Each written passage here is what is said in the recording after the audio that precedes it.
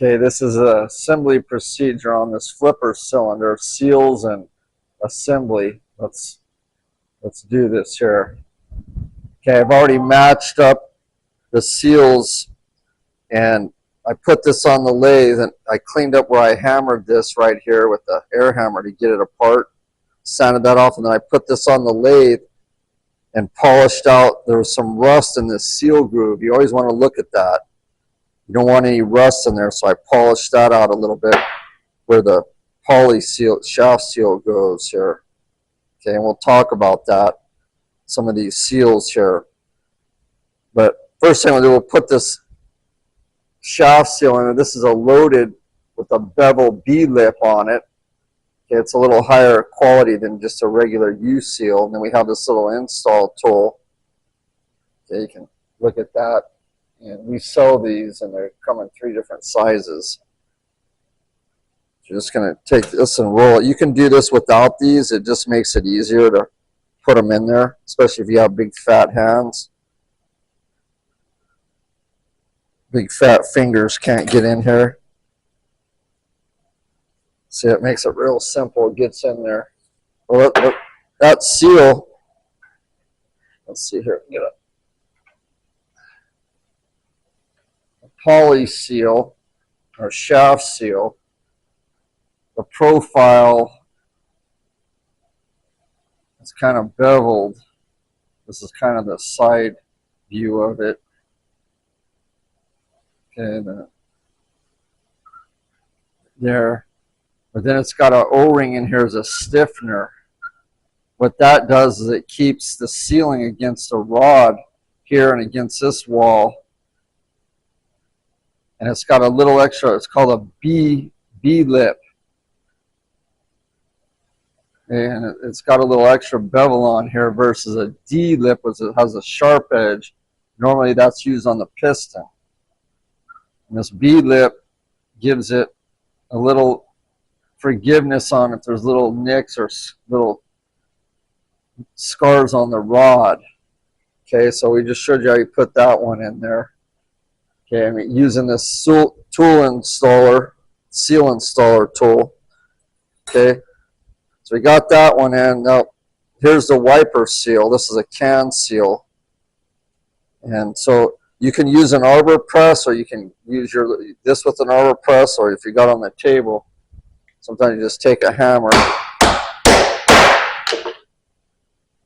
hammer it down in there. Okay, so you can use that. Then you're going to take your backup on your O-ring here, use the low brow pick here, roll this backup in here. What the backup does, instead of being against metal, when it gets pressurized, this O-ring hits up against the rubber seal. And what I like to do with these is I get like one size down on these backups because they stretch. You want to get it in there right. A lot of times if you stretch it, it's too small, you stretch it open, then it kind of sticks up, and then when you screw it in, it hangs up. So I always go one size down on those. It just fits in there tighter. Then you have one more O-ring which goes on the head. Basically this one keeps the water and stuff from getting down inside on these threads.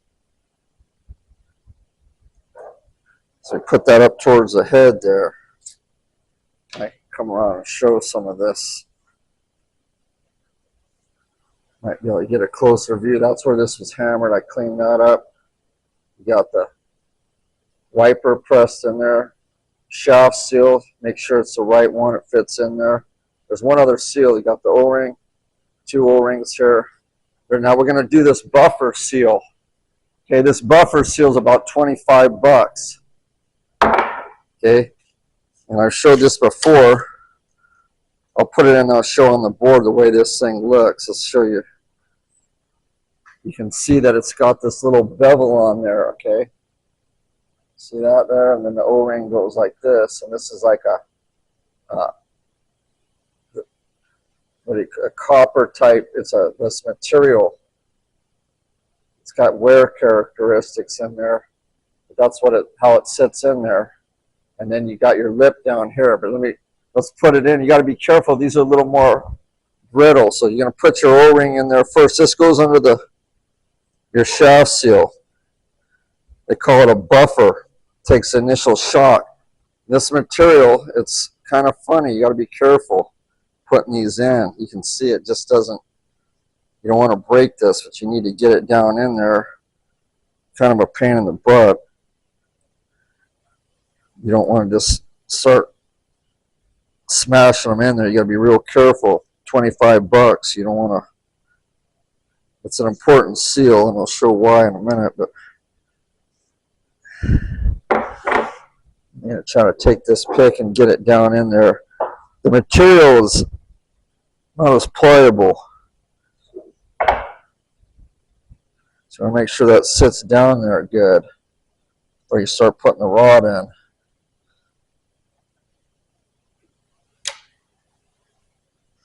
Okay, so the head's done. You can see inside there. See the brown buffer seal down in there? Okay, so this whole kit's about $150, by the way. And it's mostly, we're going to show this one, this 4-piece cap seal.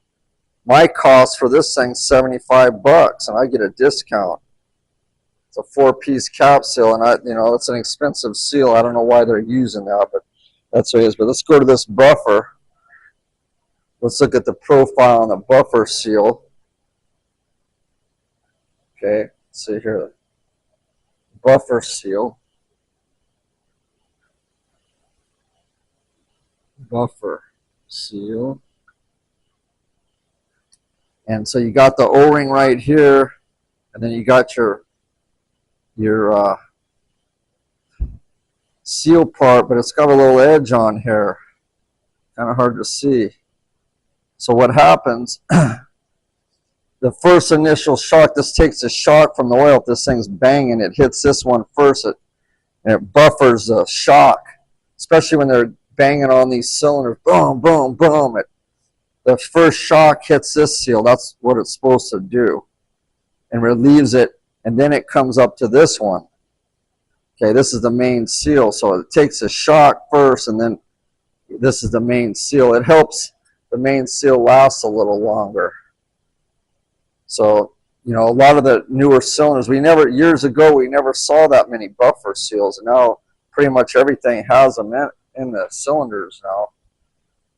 Okay, so let's go to this.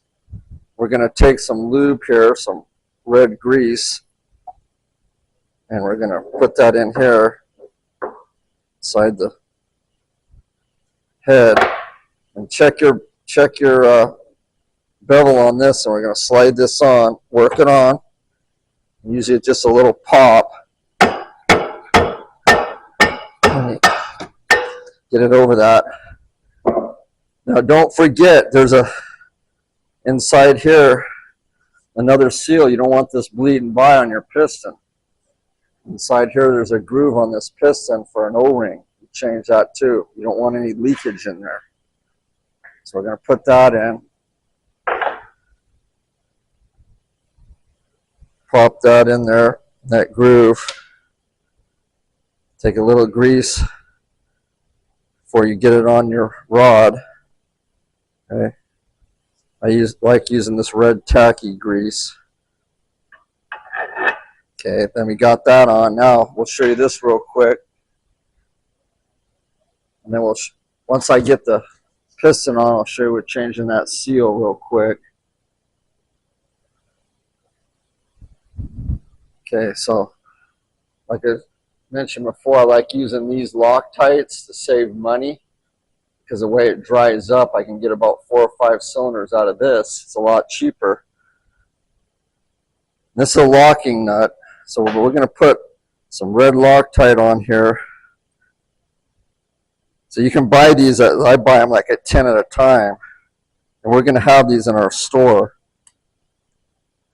And you get about 4 or 5 cylinders out of this, and then you don't have to worry about it getting all crusted up and you can't get it out. So we got it on there. Start this lock nut. Get my 3/4 impact. I'm going to hammer this on, and then we're going to breaker bar it. Always breaker bar everything. Okay, so we're going to hammer this on.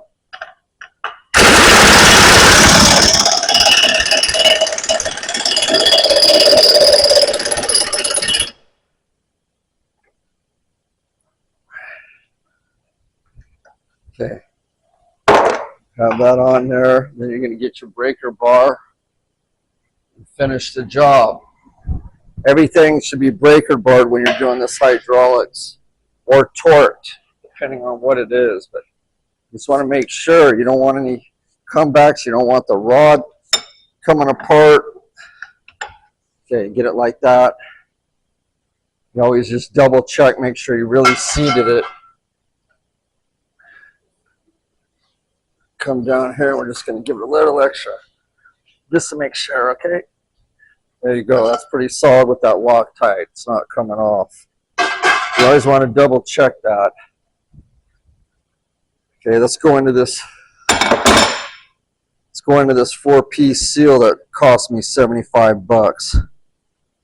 Okay, you always want to change these, even though they're a lot of money, because you don't. I'll show you why. You don't know what's gone on underneath. See, that was pretty brittle. That came right off.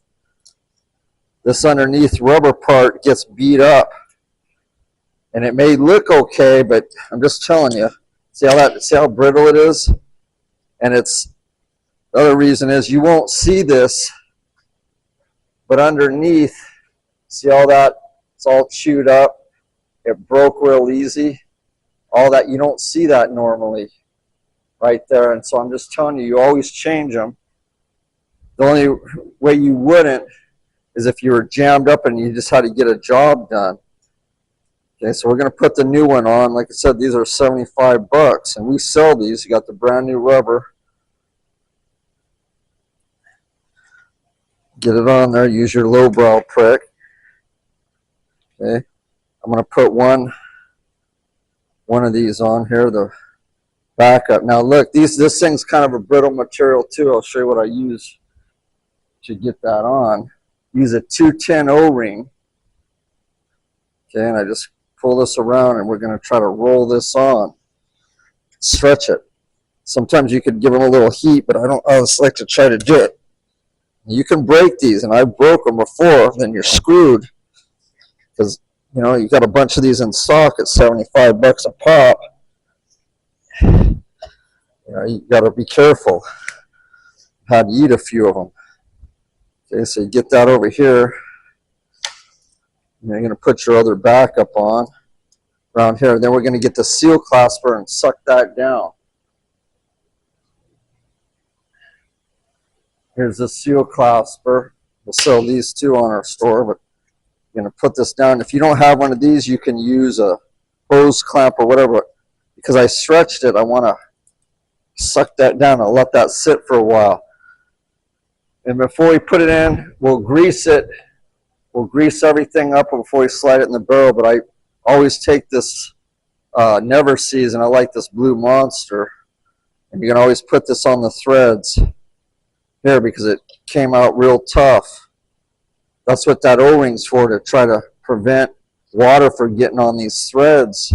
And I had to hammer it apart to get it out. So